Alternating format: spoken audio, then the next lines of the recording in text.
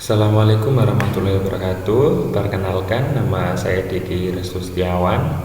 Di sini saya akan menyampaikan presentasi terkait dengan tugas Hotel Engineering, yang mana saya diberikan tugas yaitu dengan tema peran Hotel Engineering dalam mendukung program ramah lingkungan. Dari tema tersebut, saya menariknya menjadi sebuah judul yaitu pengolahan air limbah laundry oleh engineering menggunakan metode lahan basah buatan untuk menciptakan eco-hotel atau yang bisa disebut dengan hotel ramah lingkungan. Dari judul ini saya akan menyampaikan materi terkait dengan bagaimana upaya seorang departemen engineering dalam sebuah hotel, spesifiknya di departemen laundry, dalam upaya untuk menjadikan hotel tersebut ramah lingkungan. Dalam kata lain, membuang limbah dengan sudah melalui proses yang sudah layak dibuang ke masyarakat. Air limbah deterjen yang dihasilkan dari usaha binatu atau laundry termasuk polutan atau zat yang mencemari lingkungan. Bahan aktif yang banyak terkandung pada pelembut pakaian dan deterjen adalah kuanter amonium klorida, LIS, sodium didosil bensulfonat, natrium karbonat, natrium fosfat, dan alkibenza sulfonat. Bahan-bahan tersebut merupakan bahan ramah lingkungan dan biodegradable. Akan tetapi, apabila bahan tersebut keberadaannya berlebihan, maka limbah binatu tersebut berpotensi akan merusak dan mencemari lingkungan. Dan kebanyakan limbah tersebut langsung dibuang pada aliran sungai tanpa melalui proses pengolahan limbahnya.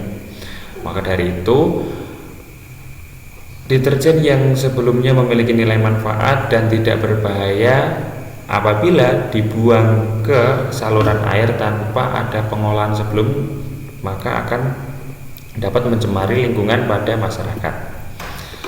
Tujuan penulisan kali ini yaitu untuk mengetahui efektivitas proses pengolahan air limbah binatu dengan menggunakan salah satu metode dalam metode lahan basah buatan, yaitu dengan metode lahan basah buatan pengairan horizontal atau horizontal subsurface flow constructed wetlands untuk menurunkan kandungan COD atau chemical oxygen demands dan TTS, total suspend solids, pada air limbah binatu. Pengolahan pendahuluan dilakukan dengan proses pengendapan atau sedimentasi. Air limbah binatu. Air limbah binatu merupakan cairan buangan dari rumah tangga, industri maupun tempat umum yang mengandung bahan-bahan dapat membahayakan kehidupan manusia maupun makhluk hidup lainnya, serta dapat mengganggu kelestarian lingkungan. Teori tersebut disampaikan oleh Tobaclaus et al. Tahun 2001. Air limbah binatu mengandung deterjen yang merupakan suatu derivatif zat organik, sehingga akumulasinya menyebabkan meningkatnya kandungan organik di lingkungan, sehingga dalam pengolahannya sangat cocok menggunakan proses biologi. Anonim tahun 2007. Perkembangan binatu hotel. Meningkatnya usaha binatu merupakan dampak terhadap lingkungan yang terlupakan. Kegiatan binatu skala besar pada hotel sudah seharusnya memiliki instalasi pengolahan air limbah atau IPAL untuk mengelola air limbahnya. Namun hotel yang berskala kecil biasanya belum memikirkan masalah pengolahan air limbah, dan yang menjadi IPAL-nya adalah lingkungan sekitar. Dengan keterbatasan daya dukung lingkungannya, maka muncullah masalah pencemaran. Disinilah peranan engineering pada hotel yang belum memiliki IPAL, yang seharusnya ada pengolahan atau penguraian limbah sebelum dibuang ke aliran masyarakat secara umum. Di sini peran engineering sangat memiliki dampak yang begitu besar terhadap keberlangsungan lingkungan yang di sekitar hotel tersebut dengan memaksimalkan peran mengolah limbah yang ada di binatu sebuah hotel. Dampak limbah binatu hotel. Bahan yang terkandung dalam deterjen salah satunya seperti liniar alkali, benzyl sulfonat atau LIS, surfaktan, klorin, dan golongan amonium kuarner yang dapat menimbulkan dampak negatif bagi lingkungan dan kesehatan. Golongan amonium kuarner dapat membentuk senyawa nitrosamin yang bersifat karsiogenik, dapat menyebabkan iritasi pada kulit, memperlambat penyembuhan suatu luka, dan dapat menyebabkan katarak pada orang dewasa. Kandungan fosfat pada deterjen juga dapat menyebabkan timbulnya eutrofikasi atau alga bloom di perairan. Busa yang timbul dapat menimbulkan efek pada permukaan perairan karena dapat menghambat masuknya atau kelarutan kontak oksigen di udara dengan air yang berakibat oksigen terlarut menjadi turun. Kondisi menjadi septik, bau dan warna air menjadi kehitaman, serta matinya organisme yang bersifat aerobik pada perairan. Sistem lahan basah atau wetlands. Menurut Hammer pada tahun 1989, pengolahan limbah sistem wetlands didefinisikan sebagai sistem pengolahan yang memasukkan faktor utama, antara lain yang pertama, area yang tergenang air mendukung kehidupan tumbuhan, air sejenis hidrofit. Yang kedua, media tempat tumbuh berupa tanah yang selalu digenangi air basah. Yang ketiga, media yang bisa juga bukan tanah, tetapi media tersebut jenuh dengan air. Sistem lahan basah buatan atau constructed wetlands disebut dengan teknologi pengolahan air limbah biologi yang dirancang untuk meniru proses yang ditemukan di ekosistem lahan basah alami. Tuladar et al. Tahun 2003. Lahan basah buatan memiliki banyak fungsi, diantaranya untuk filtrasi air. Ketika aliran air melewati lahan basah, mereka akan berjalan perlahan dan sebagian besar bahan pencemar akan terjerembab oleh vegetasi untuk kemudian terangkat atau berubah bentuk menjadi lebih tidak berbahaya. Tumbuhan yang hidup dalam lahan basah membutuhkan unsur hara yang terkandung dalam air. Jika yang tertahan adalah air yang mengandung bahan pencemar, sangat berbahaya bagi lingkungan namun bermanfaat bagi tumbuhan, maka bahan itu akan diserapnya.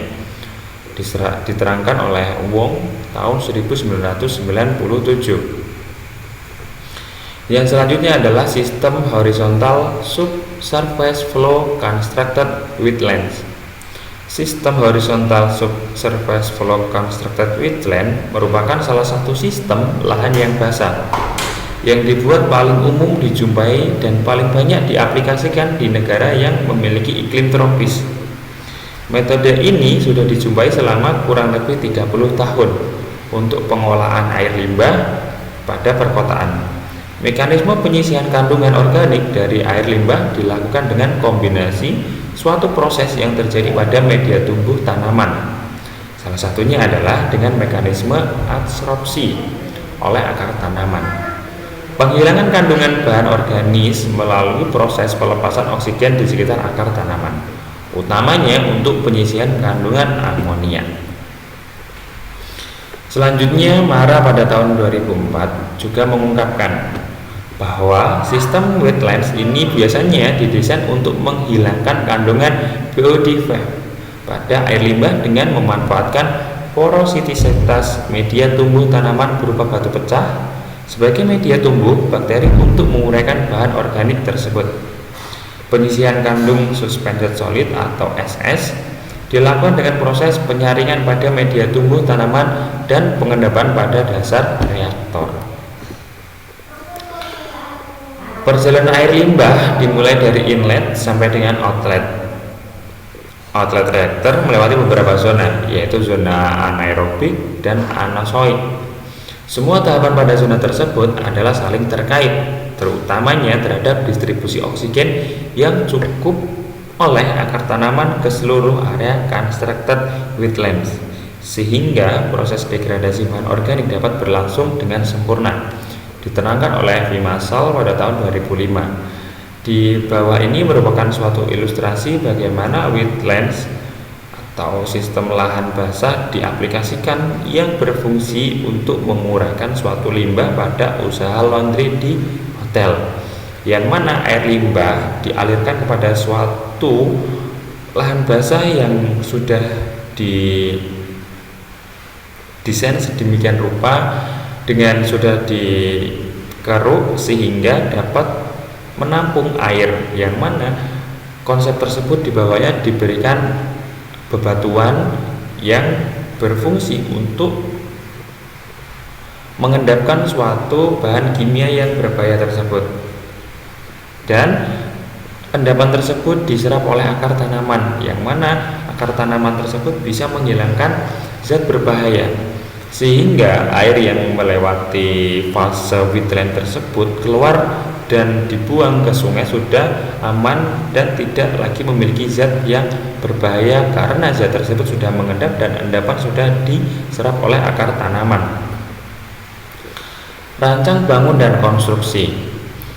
Penelitian ini dilakukan secara eksperimental dengan membangun unit pengolahan air limbah yang memiliki skala laboratorium pada lokasi usaha Binatu yang dipakai, berdasarkan karakteristik air, limbah, dan rata-rata debit air. Air limbah yang dihasilkan per hari dilakukan perhitungan desain untuk menentukan dimensi bangun atau unit pengolahan air limbah tersebut sebagai berikut, yaitu pertama ada effluent tanks. Effluent tanks itu berisi air yang dari laundry yang di dalamnya terkandung beberapa zat yang harus diuraikan dan melewati sedimentasi atau pengendapan.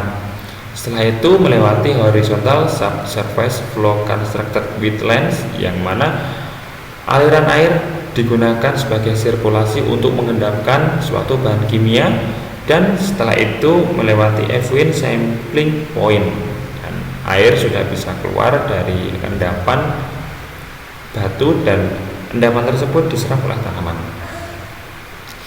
Data yang saya sampaikan di presentasi kali ini merupakan data sekunder, yang mana data ini sudah ada sebelumnya yang saya konstruksikan menjadi sebuah PPT yang saya adopsi dari karya ilmiah berasal dari Universitas Udayana Bali. Jadi di sini saya rasa peran seorang engineering dalam upaya untuk menjaga kelestarian lingkungan untuk selalu meningkatkan kualitas hotel untuk tercapainya eco green, yang mana apabila hotel beroperasi limbahnya tidak merusak lingkungan dan lingkungan tidak dirugikan, sirkulasi ekosistem selalu terjaga dan semuanya akan mendapatkan manfaatnya masing-masing. Saya rasa cukup atas presentasi yang saya sampaikan. Apabila ada yang ditanyakan, silahkan langsung komen di bawah ini. Terima kasih.